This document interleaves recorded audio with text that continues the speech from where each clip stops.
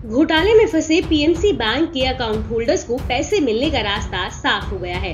करीब 10 दिन पहले आरबीआई ने financial service company Centrum financial services और भारत पे के पीएमसी बैंक को टेक ओवर करने के प्रस्ताव को मंजूरी दे दी है।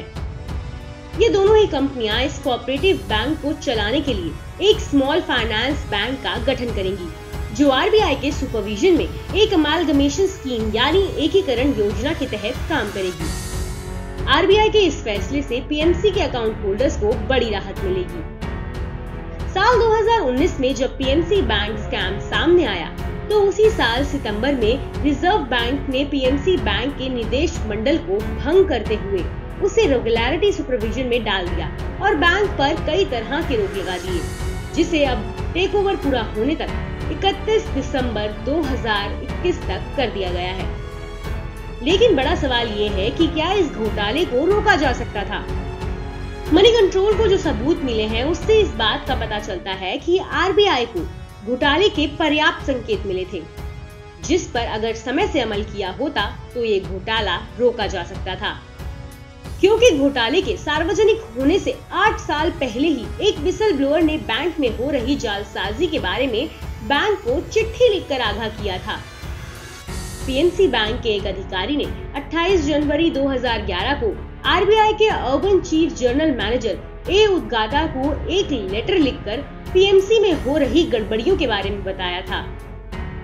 इस लेटर में विसल ब्लोअर ने आरबीआई को पीएमसी बैंक का एचडीआईएल और डीएचएफएल के साथ डीलिंग में हो रही जालसाजियों के बारे में भी बताया था।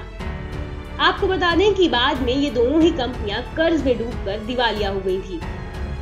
दोनों ही कंपनी के साथ पीएमसी के अधिकारियों के नेक्सस को भी उजागर किया था। एचडीआईएल और डीएचएफएल एक ही परिवार वधावन की कंपनियां थी और उन पर इस मामले में कार्रवाई हो रही है। विसल ब्लोअर ने अपने लेटर में कहा था कि पीएमसी बैंक ने एचडीआईएल के साथ मिलकर अपने डिपॉजिट्स में हेरफेर की और बदले में एचडीआईएल की पूरी ब्लैक मनी पीएमसी बैंक ने अपने कैश डिपॉजिट में दिखाई। इस बढ़ी हुई कैश लिमिट की जानकारी आरबीआई को नहीं दी गई। इस लेटर में बैंक के एनपीए के बारे में भी खुलासा किया गया था। इस लेटर में बैंक के एनपीए के बारे में भी खुलासा किया गया था। विसल ब्लोअर ने बताया था कि पीएमसी बैंक का एक्चुअल एनपीए 9% था, लेकिन बैंक ने इसे केवल 1% दिखाया था। साथ ही पीएमसी बैंक ने अपने सिस्टम में 250 करोड़ रुपए का फेक डिपॉजिट दिखाया। बैंक ने एनपीए कराने वाली कंपनी डीएचएफएल और एचडीआईएल को बड़ी मात्रा में फ्रेश लोन दिया। ये लोन इन कंपनियों के डायरेक्टर्स के रिश्तेदारों या पार्टनर्स के नाम पे दिए गए। फिर इस लोन से एनपीए का सेटलमेंट किया गया।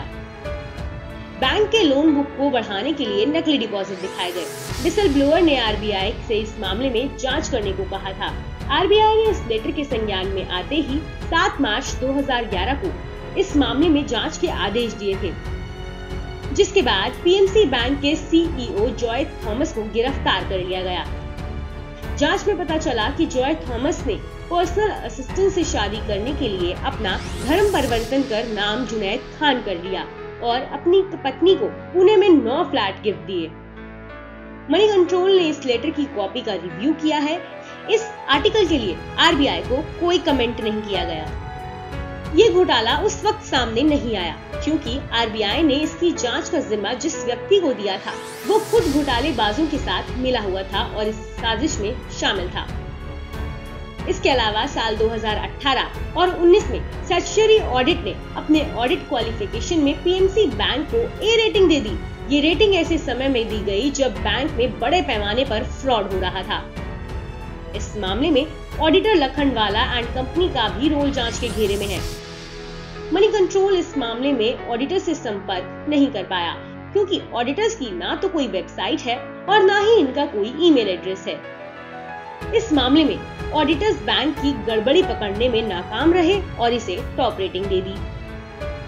अगर आरबीआई और ऑडिटर्स ने अपना काम ठीक से किया होता तो ये घोटाला रोका जा सकता था।